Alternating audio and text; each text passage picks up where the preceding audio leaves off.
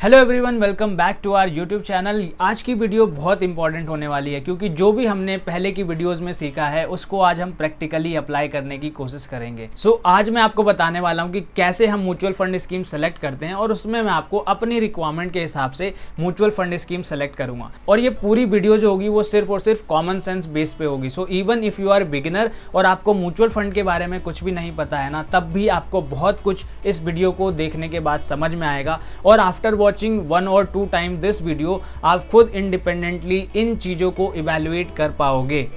इस वीडियो को हम स्टेप वाइज कवर करने की कोशिश करेंगे, फ्रॉम बेसिक की पर्पस क्या होता है इन्वेस्टमेंट करने का और हमें अपने पर्पस के हिसाब से कौन से एसेट क्लास में इन्वेस्टमेंट करना चाहिए, एंड देन हमारे रिस्क और रिटर्न एक्सपेक्टेशन के हिसाब से कौन से स्कीम को सेलेक्ट करना चाहिए। और जब हमने स्कीम भी सेलेक्ट कर ली तो फिर अब उस स्कीम को हमें कैसे एनालाइज करना है, उसकी पीयर टू पीयर कंपैरिजन कैसे करना है, बेंचमार्क से कैसे कंपैरिजन करना है, कौन कौन से पैरामीटर्स होते हैं जो हमें देखना चाहिए। So we will go step by step wise और with all the common senses we will use in this video। But video start करने से पहले मैं आपको बताना चाहता हूँ कि we are continuing with 75 days series, जिसमें हम डेली एक वीडियो पोस्ट करते हैं related to personal finance, investing, trading, mutual funds, जिससे कि आप इन चीज़ों को भी सीख सको बहुत अच्छी तरह से और इंडिपेंडेंटली डिसीजंस ले सको। सो अगर आप चैनल पर नए हो तो make sure to subscribe this channel to learn these things. But before everything let me give you a disclaimer कि ये जो भी वीडियोस मैं यहाँ पर पोस्ट करता हूँ ये सिर्फ और सिर्फ एजुकेशनल पर्पस होती है, to educate you people, so that आप इन चीज़ों को सोच सको, समझ सको। और आपको कोई भी ऐसी रिकमेंडेशंस और एडवाइसेस देते हैं तो वहाँ पर आप उन चीज़ों को अच्छी तरह से इवेल्युएट करके बेटर डिसीजन ले सको और एटलीस्ट फ्रॉड से बच सको। सो इस चैनल पर ना ही हम कोई प्रमोशन कर रहे हैं, ना ही हम कोई फाइनेंशियल एडवाइस या फिर फाइनेंशियल रिकमेंडेशंस देते हैं। We are doing this just for educational purpose to educate people। So इस एंटायर वीडियो को मैंने 3 स्टेप्स में कवर किया हुआ है। स्टेप 1 में हम जानेंगे कि हमारा पर्पस क्या है और उस पर्पस के बेसिस पर हम एसेट क्लास को चूज करेंगे कि हमें इक्विटी में इन्वेस्टमेंट करना है या डेट में। स्टेप 2 में हम ये समझेंगे कि जो भी एसेट क्लास हमने चूज किया है उस एसेट क्लास के अंदर बहुत सारी कैटेगरीज होती हैं, तो उस कैटेगरीज को हम कैसे चूज करेंगे कि हमें कौन सी कैटेगरी में इन्वेस्ट करना है। एंड जब हमने कैटेगरी चूज कर ली, एक या फिर 2 कैटेगरी, उस कैटेगरी के अंदर में हम जा करके देखेंगे कि उसमें बहुत सारी स्कीम्स होंगी सिमिलर कैटेगरीज में, तो उनमें से हमें कौन सा बेस्ट स्कीम होगा वो चूज करना है और कौन कौन सा पैरामीटर्स होगा, वो सारी चीजें मैं आपसे डिस्कस करने वाला हूं। और स्टेप 3 में जो भी हमने स्टेप 1 और 2 में समझा है, सीखा है, उसको हम प्रैक्टिकली अप्लाई करेंगे और मैं आपको लैपी पर उन चीजों की एनालिसिस करके दिखाने वाला हूं। तो जब भी आप बड़ा डिसीजन लेते हो ना तो उसके पीछे कोई ना कोई रीज़न होता है, कोई ना कोई लॉजिक होता है। उसी तरह से जब आप इन्वेस्टमेंट करते हो तो यहाँ पर आपकी हार्ड अर्न मनी जो होती है ना वो इन्वॉल्व होती है। तो जब भी आप ऐसा कोई डिसीजन लेते हो कि कौन से एसेट क्लास में इन्वेस्टमेंट करना है, सो उसके पीछे का रीज़न और लॉजिक पता होना चाहिए कि why you are doing that investment.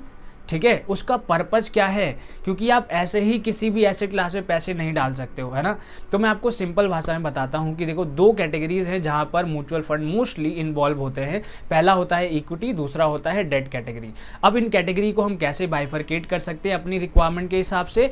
तो अगर आप लॉन्ग टर्म के लिए इन्वेस्टमेंट करना चाहते हो तो equity option is for you. अगर आप शॉर्ट टर्म के लिए इन्वेस्टमेंट करना चाहते हो, लेट सपोज 2 ईयर्स 3 ईयर्स तक के लिए, तो आप डेट ऑप्शन को चूज कर सकते हो।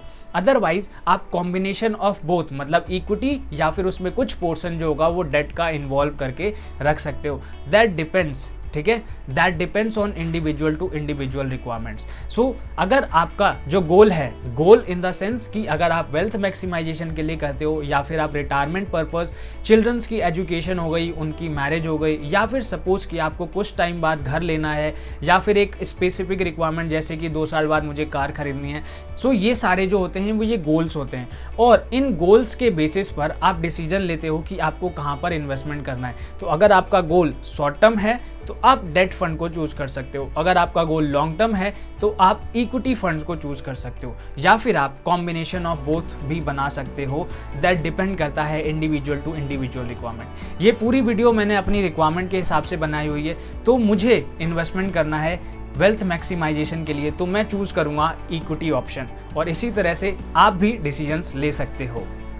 अब बात करते हैं हम स्टेप 2 कि हमें कौन कौन सी कैटेगरीज चूज करनी है। तो कैटेगरी 1 में हमने देखा कि हमें इक्विटी फंड में इन्वेस्टमेंट करना है। अब इक्विटी में भी बहुत सारी कैटेगरीज होती हैं, जैसे कि large cap, mid cap, large and mid cap, small cap, flexi cap fund, multi cap fund, focused fund, sector और थीमेटिकल फंड। तो इन कैटेगरी से हमें कोई मतलब नहीं है, हमें समझना है कि हमारा गोल क्या है। जैसे मेरा गोल है वेल्थ मैक्सिमाइजेशन का, और मुझे जो रिटर्न चाहिए वो कंसिस्टेंट बेसिस पे चाहिए over a period of time, long term, let suppose 20-30 years.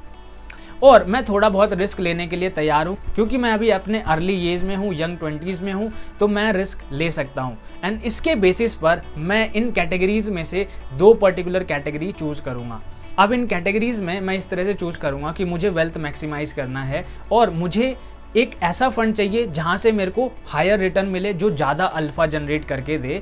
Where as second fund मेरा ऐसा होना चाहिए कि जहां से मैं कंसिस्टेंट इनकम जो है वो जनरेट कर पाऊँ over a period of time. तो ये मेरी रिटर्न की रिक्वायरमेंट हो गई। दूसरा होता है रिस्क। देखो, मैं रिस्क लेने के लिए तैयार हूँ, क्योंकि मुझे पता है अगर मुझे हायर रिटर्न चाहिए तो मुझे रिस्क थोड़ा बहुत तो लेना पड़ेगा। एंड दैट इज़ वाई मैं 2 फंड्स यहाँ पर चूज़ कर रहा हूँ। एक जो होगा वहाँ पर मैं थोड़ा ज़्यादा रिस्क लूँगा, और जो दूसरा फंड होगा वहाँ पर मेरा रिस्क जो होगा वो स्लाइटली लोअर रहेगा देन दी अदर फंड्स।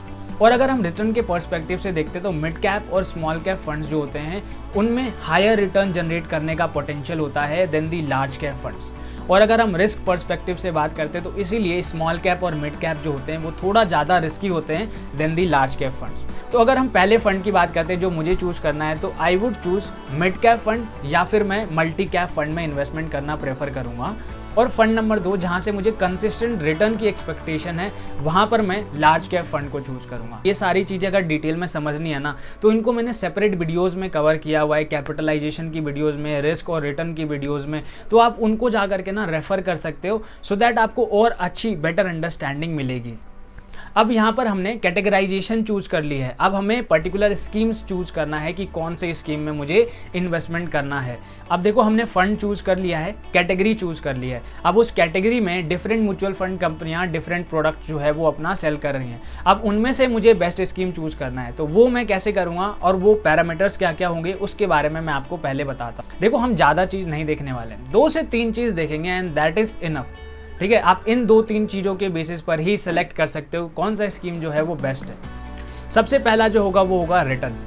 तो जब मैं रिटर्न की बात करता हूं तो उसमें हम ये सारी चीज़ें देखेंगे। सबसे पहला कि उसका हम कंपैरिजन करेंगे पीयर्स के साथ में कि कितना अच्छा परफॉर्म कर रहा है देन दी पीयर्स। सेकंड, हम अल्फा देखेंगे कि अल्फा का मतलब होता है कि वो फंड कितना ज़्यादा रिटर्न जनरेट कर रहा है than its benchmark. So for example, अगर मैं मिड कैप फंड की बात करता हूं तो उसमें निफ्टी 50, 150 TRI को हम कंपैरिजन करेंगे और देखेंगे कि कौन सा फंड कितना ज़्यादा अल्फा जनरेट करता है। And third and most important चीज़ हम ये देखने वाले हैं कि ये जो फंड कंसिस्टेंट रिटर्न जनरेट कर रहे हैं इसके पीछे कौन कौन से फंड मैनेजर्स इन्वॉल्व हैं, और वो फंड मैनेजर्स और दूसरे फंड को मैनेज करते हैं तो उस फंड का क्या परफॉर्मेंस है। तो based on these 3 things we will evaluate the mutual fund schemes. और जो सेकंड इंपॉर्टेंट फैक्टर है इसके बाद वो है रिस्क, क्योंकि इस रिटर्न को जनरेट करने के लिए हमें कितना रिस्क लेना पड़ेगा। उसमें हम देखेंगे standard deviation, beta, Sharpe ratio, Treynor's ratio and Jensen's alpha. इन 3-4 चीज़ों को हम अच्छे से समझने की कोशिश करेंगे, और जब मैं स्कीम कंपैरिजन बताऊंगा तो उसके बारे में मैं आपको वहाँ पर और अच्छे से बताऊंगा। फिर उसके बाद आप एक्सपेंस रेशो देख सकते हो, उसका AUM देख सकते हो, उस म्यूचुअल फंड स्कीम का टर्नओवर देख सकते हो। टर्नओवर का मतलब होता है वो कितना ज़्यादा फ्रिक्वेंटली बाय और सेल कर रहे हैं। बाय सेल और टर्नओवर देखने का सिंपल सा पर्पस होता है कि आप जितना ज़्यादा बाय सेल करोगे, स्विच करोगे अपने इन्वेस्टमेंट को, उतना ज़्यादा आपका ब्रोकरेज और अदर कॉस्ट लगेगा, जिसका इम्पैक्ट आपके ओवरऑल रिटर्न पर पड़ता है। But for are perspective this video हम इन 2 चीज़ों पर ज़्यादा फोकस करेंगे। सबसे पहला रिटर्न एंड देन रिस्क, और उसके बाद हम एक्सपेंस रेशो भी कंपेयर कर लेंगे और इनके बेसिस पर हम सेलेक्ट करेंगे कि कौन सा स्कीम जो है वो बेस्ट है। देखो, लार्ज कैप फंड जो हमने चूज किया उसमें 2 ऑप्शन हमारे पास होते हैं। एक तो हम डायरेक्टली लार्ज कैप में इन्वेस्टमेंट कर सकते हैं, दूसरा हमारे पास इंडेक्स फंड्स, ETFs जो कि पैसिव फंड होते हैं, उसका ऑप्शन अवेलेबल होता है, और थर्ड होता है flexi cap fund. Flexi cap fund भी मेजरली जो इन्वेस्टमेंट्स होते हैं वो लार्ज कैप में होते हैं। बट यहाँ पर मुझे पता है कि मोर देन 60-70% जो फंड्स होते हैं over a 10 years of time out perform नहीं कर पा रहे हैं, अपने इंडेक्स को बीट नहीं कर पा रहे हैं। ठीक है, और इसके सेवरल अदर रीजंस हो सकते हैं, तो I am not going into that. इसीलिए मैं क्या करूंगा, डायरेक्टली इन्वेस्टमेंट करूंगा अपने इंडेक्स फंड में, so that over a period of time मुझे यहाँ से कंसिस्टेंट रिटर्न मिले और इंडेक्स फंड का जो एक्सपेंस रेशो होता है वो भी कम होता है। इसीलिए अगर हम लार्ज कैप फंड की बात करते हैं तो we will eliminate the large cap fund और फ्लेक्सी कैप फंड, और हम डायरेक्टली इन्वेस्टमेंट करेंगे ETFs में, एक्सचेंज ट्रेडेड फंड्स या फिर इंडेक्स फंड में ऑफ निफ्टी 50 या फिर सेंसेक्स।